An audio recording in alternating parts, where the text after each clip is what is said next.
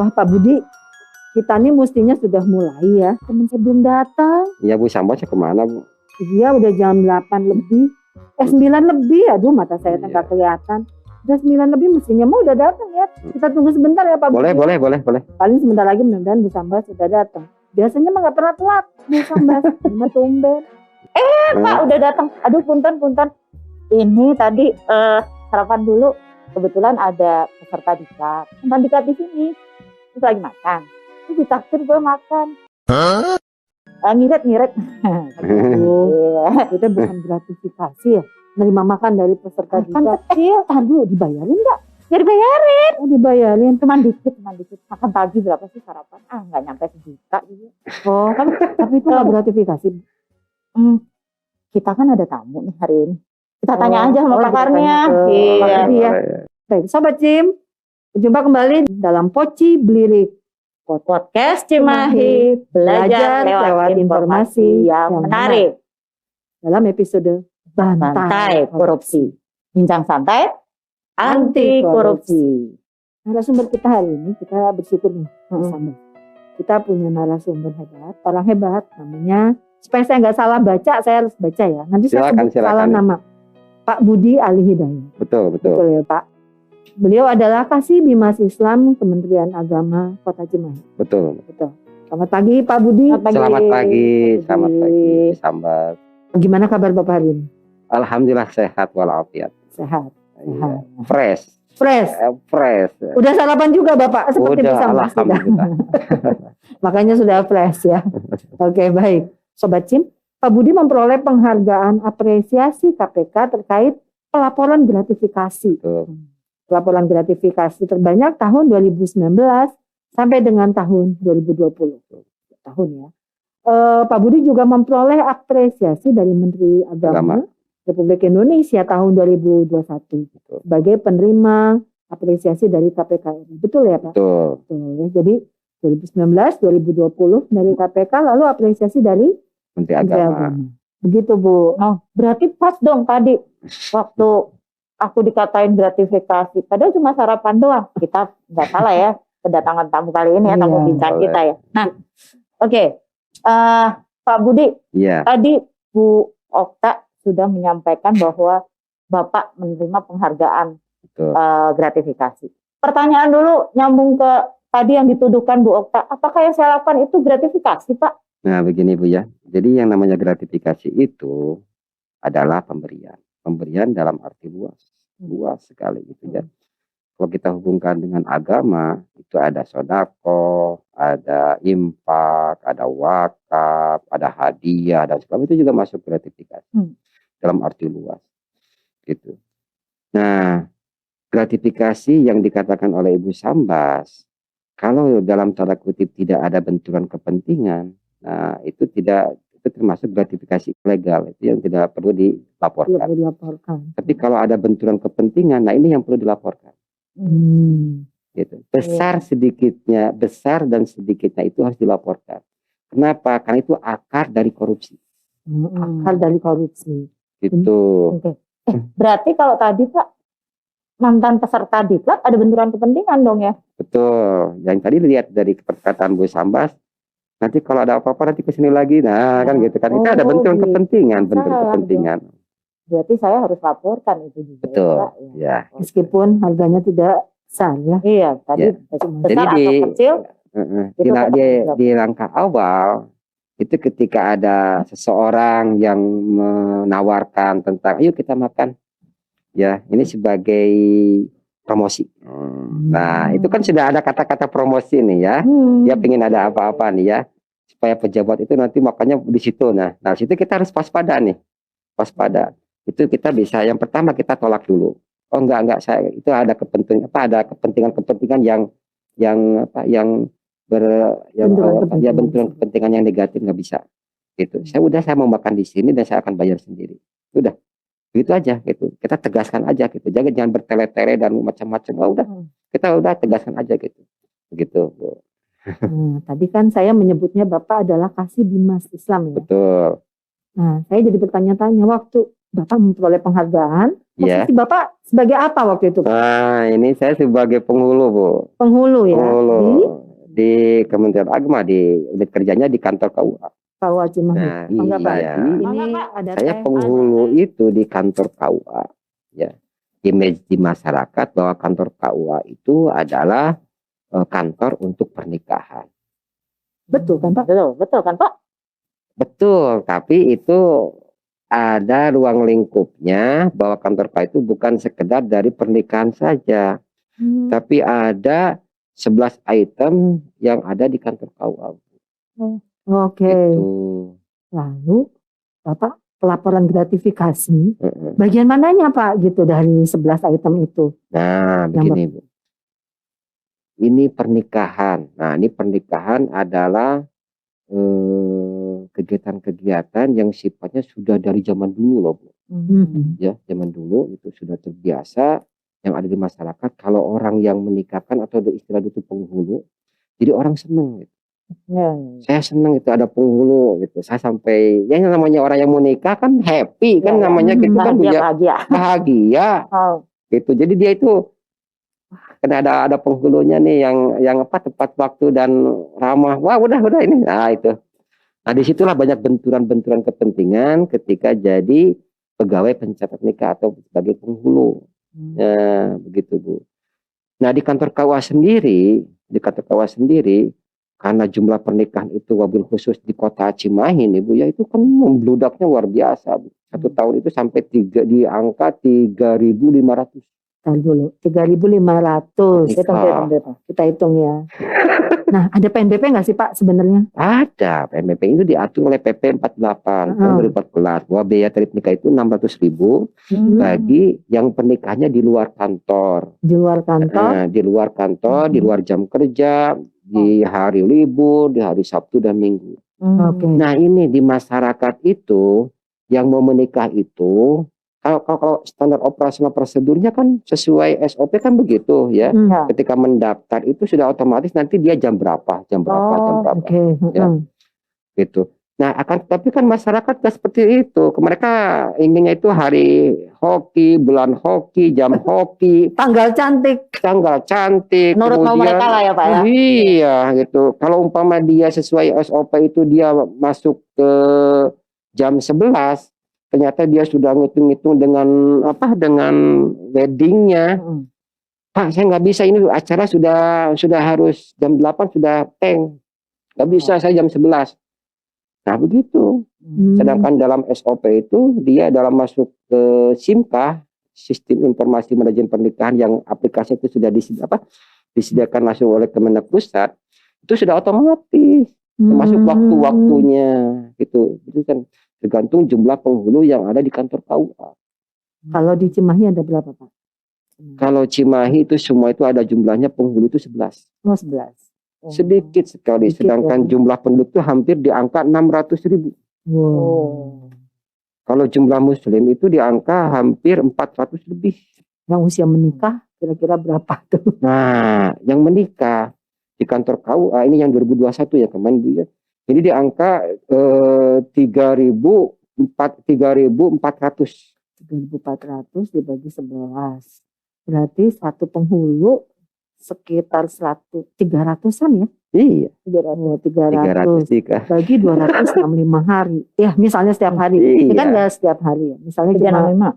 Ya, kalau setiap hari 300 ya satu ya. Tapi kalau Sabtu Minggu aja bisa jadi sehari sekali itu ada 3 atau 4 ya. Wow, lumayan. Lumayan, Bu. Nah, itu kan berarti Pak, kalau di luar jam kerja gitu ya, itu dapat 600 itu untuk PNBP semuanya atau ada sebagian buat penghulu? Ketika Pak si pengantin itu daftar pernikahan lewat online, dari pendaftaran langsung masuk ke ranah pemeriksaan. Tadi pemeriksaan sudah komplit, biodatanya masuk bla bla bla bla. Masuk nanti penghulunya ada di situ petugasnya. Nah, karena dia di luar kantor KUA, di luar jam kerja, muncul nanti ada biaya 600.000. Nah, nanti masuk ke billing. Billing ke Kemenkeu. Nanti keluar namanya itu apa? Nomor billing. Kode billing. Nah, nomor billing itu, kode billing itu nanti sama pengantin bayar ke pos giro atau ke bank persepsi yang ditunjuk oleh pemerintah. Itu. Tapi sekarang itu mudah loh Bu.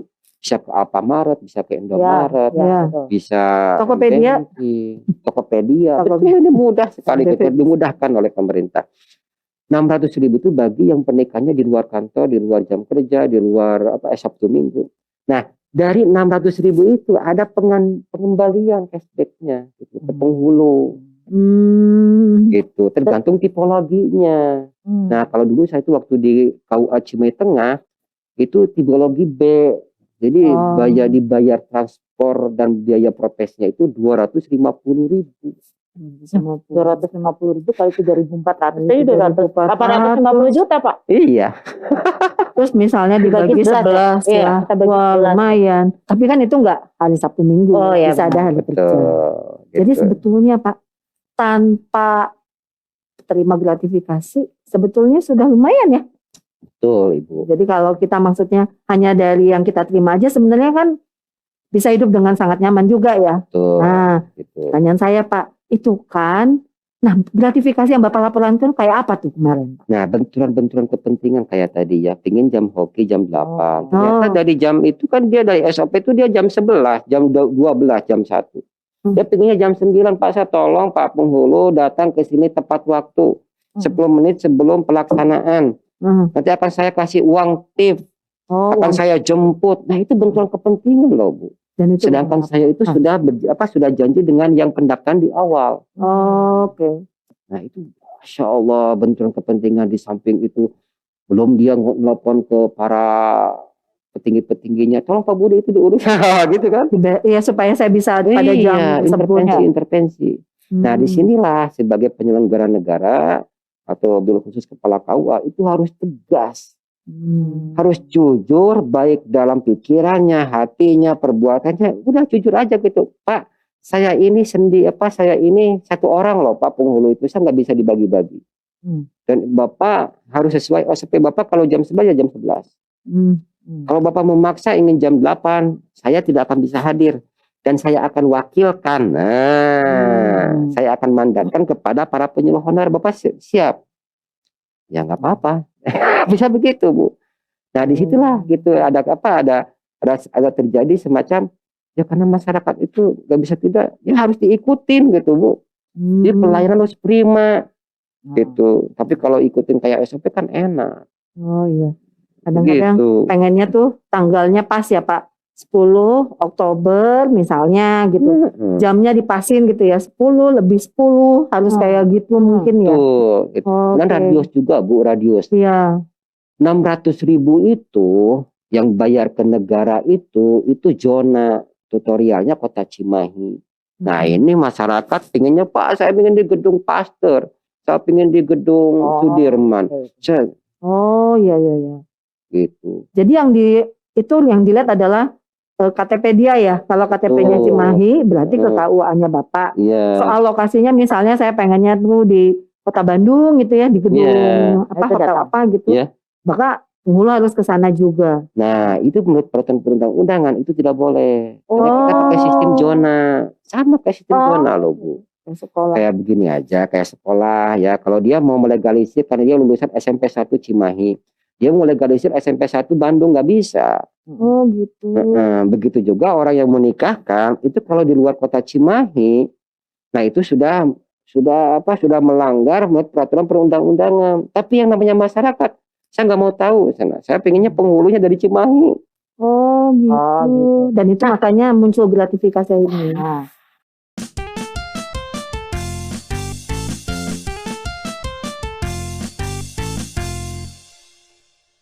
Nah Pak, sebenarnya kalau seperti itu kita kan bisa nolak tuh Pak. Nggak bisa kekeh untuk nggak mau. Disinilah peran sebagai penyelenggara bil khusus kepala KUA itu harus kita tuh kayak bahasa Sunda apa, laukna benang, cina herang nih Bu. Gitu. Itu istilah Sunda itu begitu. Apa itu? Ikannya ditangkap. Tapi airnya tetap. Nah, itu bahasa Sunda itu Masya Allah Bu ya. Nah, itu begitu. Yang pertama kita tolak. Bapak tolong, Bapak jangan ngasih yang tidak sesuai dengan peraturan perundang-undangan Pak. Saya udah digaji oleh negara. Dan saya itu Bapak ketika setor ke negara itu saya dapat uang dari setoran itu 250.000 dan Bapak nggak usah bayar lagi. Tapi kan Pak, ini Bapak kan udah di luar kota Cimahi, ini bahaya nih Pak gitu bagi saya. Tolong. Nah sekarang menurut undang ini Bapak harus buat rekomendasi untuk menikahkan KUA yang berdekatan dengan gedung yang dipaste. Tapi ya kebanyakan begitu. Masa pokoknya punya Bapak aja, ya udah saya hadir aja. Ya hadir. Kenapa? Karena saya pertama kali menolak. Nah, kedua dia memaksa, ya udah daripada ribut-ribut, masa pejabat ribut-ribut. Nah itu kan solusinya gimana tuh Pak? Nah ini yang menarik nih. Udah pertama ditolak, kemudian dia memaksa, ya udah. Ya daripada ribut aja kita hadiri saja, nggak apa-apa, hadiri aja. Dan betul Ibu, bolu. Dia ngasih bolu, ngasih besek, ngasih makanan itu, Masya Allah satu kresek. Ditambahnya ininya uang terima kasih. Gitu. Ya terima aja. Tapi dipoto, jangan sampai ketahuan sama dia. Nah itu nanti dilaporkan ke KPK. Gitu. Oh, jadi Bapak foto, terus Bapak laporkan tanpa pengetahuan dia. Jadi tidak menyinggung ya, tidak menyinggung betul. Gitu. Dan menolak tapi dengan santun ya. Tapi kita juga ikut aturan dengan tetap melaporkan. Betul. Gitu. Bagus. Jadi pertama bisa tolak, kita harus tolak dulu. Ya serah dulu. Ya kalau nggak bisa tetap tapi dilaporkan ya Pak ya. Iya. Jadi penolakan itu kita harus dijelaskan dengan dengan regulasi loh Bu. Gitu. Begini. Tapi ternyata dia nggak masuk ke daya nalarnya, ya udah itu karena dia pasti memaksa dan segala macam, daripada ribut-ribut jadi masalah, ya udah kita hadiri saja. Nah Pak, ini Pak, saya jadi penasaran. Kadang-kadang ketika kita lempeng gitu ya, kalau saya bilang jalan kita lurus, kita tuh kan sering dibilang orang aneh lah, alim, kan nggak semua orang punya pandangan yang sama. Iya, nggak butuh uang, nggak butuh uang deh, orang kaya nih. Orang kaya nih nggak butuh uang. Gitu. Ada nggak gimana? Ada yang gitu? Iya ada. Nah semenjak apresiasi inilah di bom, ya boomingnya itu di situlah. Padahal dulu semenjak saya 2003 jadi CPNS, bulan passing 2005 jadi penghulu. Alhamdulillah Bu ya gitu, walaupun bukan disebut soal alim ya gitu. Saya ingin mencari keberkahan karena saya sudah digaji oleh negara gitu. Kemudian udah gitu. Kalau samping mah udah saya dagang aja, bisnis online atau bisnis apa yang macam yang sifatnya penjualan lah segala macam supaya kita dapat untung. Tapi kalau umpama di kantor cari kekayaan, paling juga minjem ke bank mungkin. Itu mah bukan kekayaan. Punya uang kaya sebentar. Nah itu Bu. Jadi begitu. Jadi ketika saya dididik sama guru saya, sama orang tua saya, tolong Bapak tidak ingin kamu itu tuh kaya tapi dari hasil yang dalam tanda kutip dari hasil korupsi, yang bukan hak kamu. Kemudian saya juga dididik sama keluarga juga, sama guru juga sama. Kamu nanti kalau jadi menak nih, itu kan kalau guru bilangnya gitu, bukan pejabat. Kalau kamu nanti jadi menak, ya tolong kamu jangan memakan uang rezeki yang bukan hak kamu. Personal ownership. Modalnya dari agamanya ya, agama, etika, ajaran orang tua. Jadi nilai positif yang ditanamkan orang tua tuh melekat kuat. 2019, 2020 itu karena itu saya melaporkan gratifikasi itu karena saya nggak kuat secara hukum kalau nggak melaporkan kepada penegak hukum, kepada KPK gitu. Kenapa kan banyak yang fitnah. Iya, karena kepala KUA Pak Budi nerima uang segini gitu ya. Tapi ketika saya melaporkan ke KPK dan ada ininya bukti laporannya, kita bisa membantah gitu. Ini contoh kasus Bu ya. Contoh kasus ketika saya diperiksa oleh penyidik karena ada kasus OTT dari kepala KUA yang pensiun, dan saya ketika menjabat kepala KUA jadi katamberuhan bahasa Sundanya Bu ya. Katamberuhan itu semacam jadi apa itu ya? Kena batunya ya. Kena batunya gitu. Tahu-tahu ada penyidik bawa bla bla bla. Saya baca. Waduh, bayarnya itu fantastis itu, 800.000 ke kantor KUA. Berarti 200.000-nya itu yang dihitung. Oh, nih kalau yang Itu. kemarin Bapak laporkan itu ya 2 tahun kira-kira nilainya berapa Pak? Pak, mungkin Pak nggak mau sebut nilai nggak apa-apa Pak, tapi ekuivalen dengan apa gitu? Kira-kira dapat apa? Kalau kita gunakan tuh yang dia dilaporkan. Yang Bapak laporin itu Nah, ini nih ya. kira-kira dapat apa?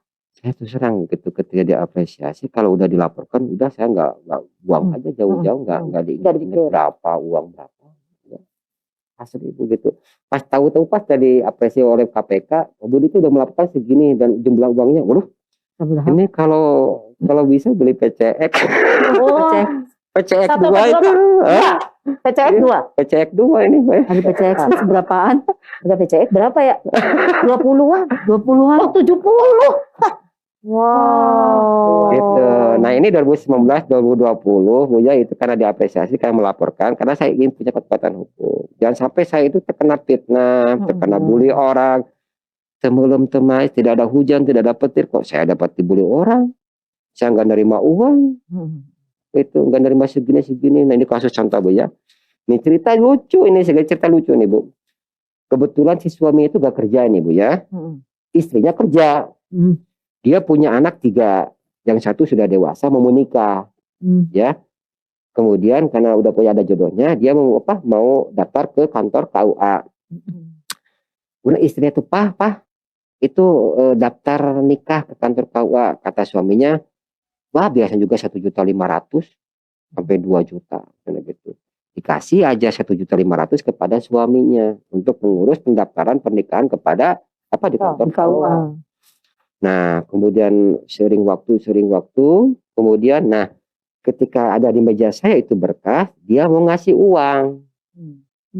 Gitu, dilihat uangnya itu ini 600.000. Suaminya untung atau saya ya? Bapak ini apa? Ini Pak, ini saya sebagai tanda terima kasih. Terima kasih. Kan ini kan belum dilaksanakan. Nah, makanya gitu Bu. Kalau belum dilaksanakan namanya suap. Oh, terima kasihnya tadi di mana gitu ya? Iya. Ini bukan tanda terima kasih, Bapak itu udah menyuap saya. Ini bahaya loh, Pak. Ini bisa mengakibat fatal nanti. Gitu, saya kembalikan sama beliau. Udah, Pak. Gitu. Bapak terima lagi. Nah, dari situ saya foto, gitu langsung. Udah dia pulang, udah saya laporkan. Penolakan gratifikasi. Terus ada buktinya, jam berapa, tanggal berapa, siapa namanya, dan bla bla bla bla. Nah, disitulah, pas kemudian hari, pas ketika 3 hari mau hari H pernikahan, datang dengan istrinya. Gitu. Karena ada satu kesalahpahaman dengan pihak operator, terjadi clash. Gitu. Si istrinya itu pinginnya itu pernikahan itu jam 9 kalau nggak salah, tapi dalam SIMKA itu jam 9.30 dia nggak mau. Bapak Ibu tolong ini saya panggil ingin panggil tolong pimpinan Bapak, pimpinan Ibu. Dan saya datang. Bapak itu kenapa sih? Bapak kan udah dibayar sama saya. Dibayar apa Bu? Itu kalau bilingnya ke negara itu Kemenkyu. Nanti ada kembalian 10.000 ke saya. Enggak, Bapak kan udah dikasih uang tip 600.000. 600.000. Saya nggak nerima loh Bu. Bener Pak Wo. Bla bla bla gitu langsung. Nanti saya periksa langsung. Ternyata ada di sini nih laporan KPK. Laporan. Gitu. Bu, saya nggak menerima. Nah, ini buktinya Bu. Dia baca. Nama si bapaknya ada di situ. Dia kronologisnya saya ceritakan itu langsung gitu. Nah, saya nggak nerima Bu, ini buktinya. Kalau saya berbohong, berarti saya sudah membohongi publik loh Bu. Dan Bu, Ibu silakan untuk melaporkan. Nah, dia istrinya lihat ke suaminya. Oh, dipakai nih gitu ya. 1,5 600 berarti sisanya kemana gitu ya? Langsung istrinya bilang begitu. Bapak ini kemana Pak? Nah, suaminya nunggu gitu langsung sama papa uang. Untung jadi nikah ya, tapi anaknya mah jadi nikah. Dan dia akhirnya Bapak Ibu teh pasea gitu, tuh jadi nikah ente. Iya, jadi kan si suaminya itu kan si istri itu kan menuduhnya kan kepada kepala KUA. Kata si papanya, kata suaminya itu, saya udah kasihkan kepada kepala KUA Pak Budi. Ternyata ketika buktinya kan saya udah lapor ke KPK, saya menolak. Ini uangnya kemana? Katanya sama suami ibu. Dia lihat suaminya, malu dia suaminya. Nah itu, jadi ada kekuatan hukum loh. Ya, ada bukti, tapi Ada atas bukti. bukti. Ya. Saya melaporkan gratifikasi. Dan bagi ASN itu harus melaporkan supaya apa? Bisa aman kepada pribadi, aman kepada instansi, marwah instansi terjaga. Ya. Kemudian marwah negara juga terjaga. Gitu, Bu. Tapi kan riuh, Pak. Kudu fotonya. Dapatnya kan kalau nerima uang mah masuk aja ke dompet kan gampang ya. Cepetan nyimpennya daripada ini mah foto dulu, bikin laporan. Kan makan waktu, Pak. Gimana tuh, Pak? Satu lagi Pak. Yeah. Itu kadang-kadang kita orang nggak mau lapor, itu kan mungkin takutnya berefek ke yang kan kita nerima dari mana gitu ya. Nah, jangan-jangan berefek tuh sama itu. Nah, itu gimana, Pak? Nah, begini, Bu, gitu. Saya juga pernah kaget juga itu. Saya pernah konsultasi. Ini kalau yang melapor gratifikasi seperti saya pejabat, itu kan dilindungi undang-undang. Tapi bagaimana itu yang memberi gratifikasi itu? Iya, betul. Nah, itu nggak diatur. Nggak diatur. Itu nggak diatur dalam undang-undang tipikor. Gitu. Ini mah khusus bagi para pegawai negeri sipil atau penyelenggara negara atau pejabat, jadi dilindungi oleh KPK. Oh gitu, jadi kayak bapak tadi tuh, dia cuma urusannya sama ibunya ya. Iya. Bukan sama KPK. Iya. Tapi aman, Bu, aman gitu. Kita hidup juga enak ya. Enak. Ketika saya umpama datang ke penyidik, Pak tolong jangan ngasih, saya sudah lapor ke KPK, sudah gitu. Saya sebagai abdi negara, sebagai pejabat, saya sudah digaji oleh pemerintah dan saya itu dapatnya segini. Udah gue ngomong aja, terus terang aja. Abdi negara ya Pak, sanes negara abdi. Dibaliknya langsung beda. Kayak kumaha engke dengan engke kumaha. Nah gitu. Kita abdi gitu. Negara bukan negara abdi gitu ya Pak. Nunggu lagi Pak. Silakan. Ini tehnya mantap. Iya. Berarti ini gratifikasi juga dong Pak? Enggak. Oh enggak. Enggak ada konflik kepentingan ya? Enggak, saya nggak mau nikah soalnya. Nah, total gini ya. Ini pernah terjadi. Ya. Saya waktu menikahkan kepada pengantin.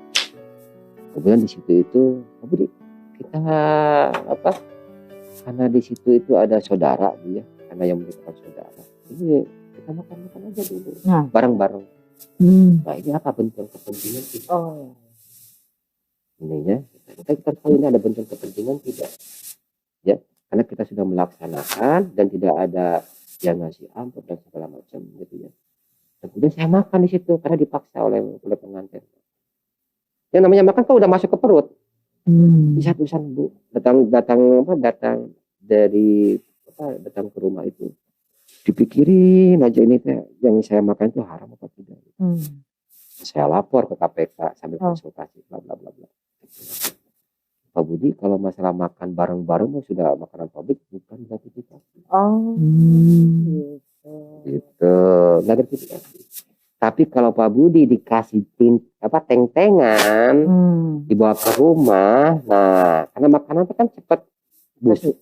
Ya. Nah itu bagaimana Bu? Ya saya konsultasi kepada KPK itu harus diserahkan kepada yang membutuhkan. Membutuhkan, kemudian dipoto. Ya. Contoh umpama ada orang yang musafir atau yang membutuhkan, kasihkan, dipoto dan dilaporkan KPK. Jadi ketika diapresiasi KPK inilah booming oleh media, kemudian sampai paham, nah itu baru munculan gitu. Jadi saya itu bukan happy kalau diapresiasi gitu Bu. Jadi mencret Bu. Kenapa gitu Pak? Kan terkenal. Saya 5 jam. Ini asli loh Bu, saya pengalaman. 5 jam saya ditelepon sama Pak Syarif, Direktur Gratifikasi. Ini dengan Pak Budi, betul. Saya dengan dari KPK. Waduh Pak, saya mau ditangkap bagaimana? Kaget gitu. Kalau di KUA apa yang mau dikorupsi di KUA itu Pak juga korupsi buku nikah. Gitu kan. Saya pikirnya macam-macam. Bukan, Pak Budi mau diapresiasi. Apresiasi apa Pak? Begini-begini. Tambah kaget lagi. Pusing gitu. Terus terang Bu, sampai mau diapresiasi sama KPK itu 5 jam saya nggak kemana-mana, begini aja Bu. Gak lapor pimpinan, gak lapor istri, gak lapor anak, diam aja langsung. Yang saya takutkan itu begitu, kalau sudah kalau sudah masuk ke medsos, sudah pada tahu semua, ya itu nanti kan berbagai, ya kayak tadi kata Bu Sambat, soalim lah. Gitu ya, wah Pak Budi, wah gitulah. Itu duit. Hubungan sosial jadi kurang bagus ya Pak ya mungkin. Tuh. Istri tuh bukan nangkep saya cium-cium, enggak. Nangis. Ketika di booming itu ada di TV ya, itu ada apresiasi KPK itu. Istri itu bukan senyumnya gitu ya, papi selamat. Enggak. Nangis. Ini kenapa nangis?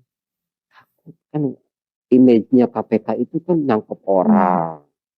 Nangkep orang itu nggak sembarangan, menteri juga ditangkap. Iya.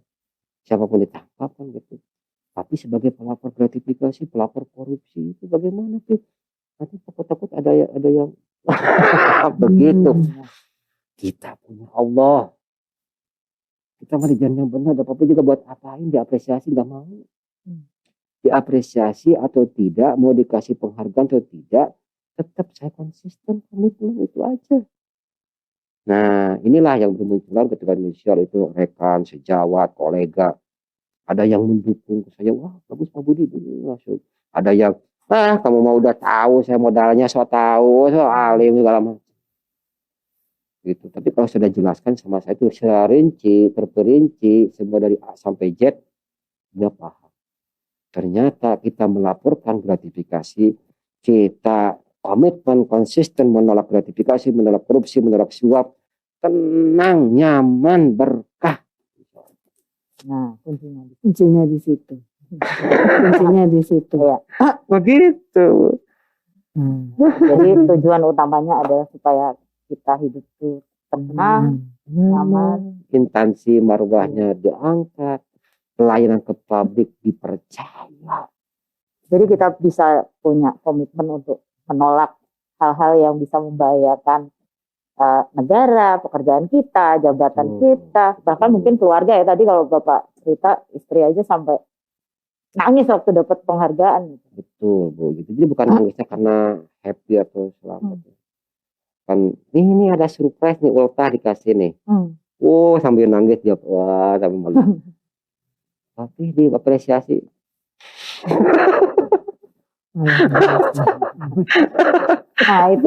Nah itu Pak, jadi mungkin gak banyak ya orang yang punya prinsip seperti Pak Budi. Karena tadi takut dikucilkan, banyak takut yang lain lah yang mungkin di dalam cara Pak Budi untuk menularkan nih apa yang Pak Budi lakukan, itu apa yang dilakukan? Nah, membooster Bu ya. Ya gini Bu, sebetulnya hal yang mudah. Hal yang mudah untuk membooster kepada rekan-rekan, anak buah lah. Perilaku kebaikan, aura positif itu harus dari diri sendiri dulu. Ya gitu. Supaya mulut kita berbisa loh Bu. Nah ini kebanyakan pejabat anti korupsi, kita harus lapor, tapi sendirinya dia itu paling depan dalam korupsi. Integritasnya emang nggak ada. Gitu. Ya integritasnya nggak ada, mulut manis aja gitu ya Pak ya. Tapi terang Bu, saya menerapkan kunjungan itu ke keluarga dulu loh Bu. Asli loh Bu, uang. Saya dapat uang 1 juta. Kebetulan saya kan punya anak 4 loh Bu. 3 gadis, 1 laki. Gitu ya. Yang namanya gadis kan mau beli ini, HP-nya masing-masing punya. Bedaknya mahal. Bedaknya mahal. Kan HP-nya juga kan harus dibiayain, dinafkahin. Dinafkahin kan minta lagi ke papi gitu. Minta lagi uang ini buat beli ini, minta uang segala macam. Kebetulan saya uji, gak dikasih ongkos sekolah. Saya simpan di meja. 1 hari, 2 hari, 3 hari. Nggak ada satupun yang diambil. Itu ada uang 1 juta. Itu punya uang siapa? Itu nggak tahu, tapi nggak tahu uang siapa itu.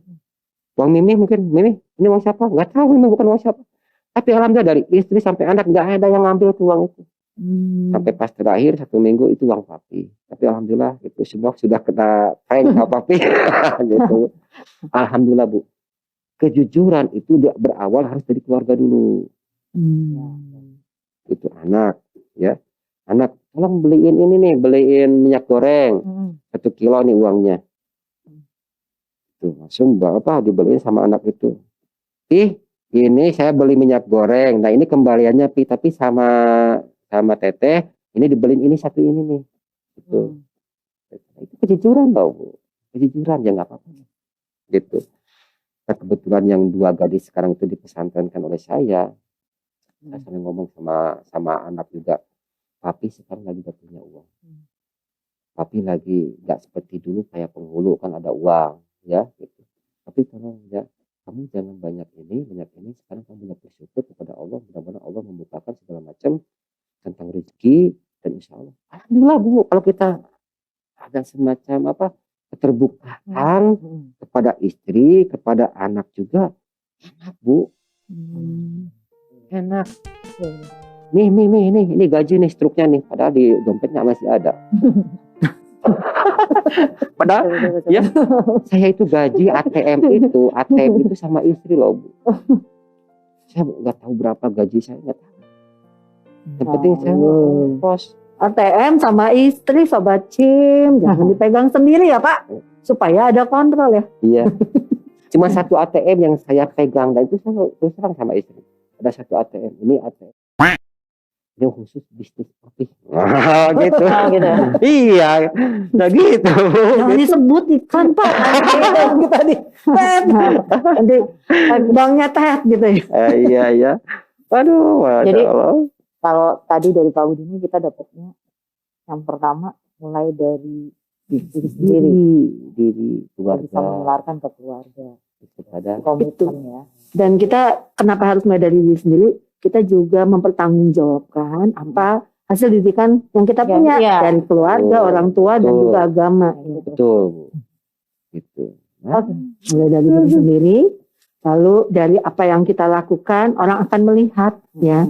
Jadi bukan hanya omongan, Ngomong doang. walk the talk. Ya. Bahasa kerennya Mak, I walk the talk gitu ya. Integritas itu bahasa kerennya. Nah, terus Kalau bahasa anak sekarang ngomong doang loh. Ini Bu yang terakhir nih ya, ketika jadi kepala KUA nih. Nah ini juga harus ditelurkan. Ya. Ketika anggaran dari negara sekian, POK-nya sekian. Ini harus beli ini. Nah ini kebanyakan banyak yang kalau sudah penyelenggara negara yang bukan kaitan dengan publis berarti sudah korupsi walaupun sedikit. Ini pakai konsultasi bodong saja ini. konsultasi bodong. Iya. Nah itu juga harus diterapkan. Makanya saya sebagai pejabat sekarang penerapan begitu. Udah kalau ini yang perlu direvisi saja. Contoh ATK terus kita revisi aja ini. Kita keperluannya untuk apa ini? Itu name tag. Ya. Atau umpama beli flash disk, beli tas yang sesuai dengan POK ini. Tidak boleh kita melanggar ini. Pak, tapi kan gini. Nggak bisa. Nah, gitu. Konsisten tadi. Jadi budaya anti korupsi itu dikeluarkan pertama dari personal ownership, ya kan? Kemudian Keluarga. mulai dari keluarga, kemudian belajar dari hal-hal yang kecil. Yang kecil. Mulai dari hal-hal yang kecil ya Pak. Jadi kita udah terbiasa gitu ya. Terbiasa. Dan kemudian harus dihabituasi dan kita tularkan kepada orang lain. Makanya disebut budaya kerja. Iya. Nah makanya kalau ini kita lakukan maka budaya anti korupsi di negara ini bukan menjadi sesuatu yang mustahil lagi ya Pak. Bukan disebut negara yang berkembang kan? Kita masih berkembang Pak. Kenapa disebut berkembang? Karena tingkat korupsi itu masih tinggi. Tapi kalau 70% mereka itu para penyelenggara negara itu sudah betul-betul komitmen memberantas korupsi, menolak gratifikasi, kayak disebut negara maju. Sepakat. Jadi kalau tadi kita balik lagi ya kasus saya nih. Jadi kalau tadi harusnya saya bisa nolak dulu dengan hal itu Pak ya. Tuh. Enggak ya, karena kita ada konflik kepentingan. Kepentingan. Saya harusnya gitu ya. Iya. Jadi saya nanti tinggal laporin ya habis ditraktir makan tadi ya Pak ya. Yang kedua ada lagi. Nah. Karena kan kita punya juga budaya 2 menit sebelum waktu. Oh iya. Gara-gara makan pagi, saya mengesampingkan tamu kita nih datang udah dari jauh. Jadi kalau kita ketemu gratifikasi yang pertama tolak dulu sebisa mungkin dengan cara yang halus, dengan dasar yang bisa diterima oleh mitra komunikasi kita. Setelah itu kalau nggak bisa ya kita terima, tapi kita laporkan, ya kita foto dengan bukti tanda. Oke, wah banyak banget ya. Dan tadi mulainya dari siapa? Dari diri kita, gitu. Dan mulai dari hal-hal yang kecil. Oke. Wah luar biasa banget nih Pak Budi. Kita dapat masukan yang top banget yang sebenarnya kita itu hal biasa, tapi kadang-kadang jadi hal yang mungkin sulit ya buat kita. Jadi mengakar. Nah, gratifikasi itu akar. Iya benar Pak. Gitu, nggak mungkin pohon akan tumbuh kalau tidak ada akar. Benar, betul. Ya kan, itu 5.000 dikasih umpama ini ada POK-nya ini 5.000 mau nggak usah lah beli ya. Tapi kebiasaan nanti akan mendarah daging tuh aura negatifnya. Ketika ada yang sifatnya udah uang besar, udah dikali berapa? Udah. Jadi kita bukan membenarkan yang biasa, tapi membiasakan yang benar. Jadi kalau pertanyaannya gini, sulitkah kita tolak gratifikasi? Gampang banget. Tadi karena udah dapat ilmunya dari Pak Budi, ya benar ya? Soal mau bukan sulit atau tidak, tetapi mau atau tidak. Baik. Ya, oke baik Sobat Cim, mudah-mudahan bincang-bincang kita pada hari ini memberikan tambahan motivasi buat Sobat Cim sekalian, juga buat saya dan saya, buat kita semua, bahwa kita bisa belajar dari Pak Budi. Kalau Pak Budi bisa, kita juga bisa. Kenapa kita nggak bisa? Iya. Baik. Terima kasih Pak Budi sudah mau datang kami di acara Poci Blirik Podcast Cimahi belajar lewat informasi yang menarik dalam seri Bantai Korupsi, bincang santai anti korupsi. Oke, luar biasa.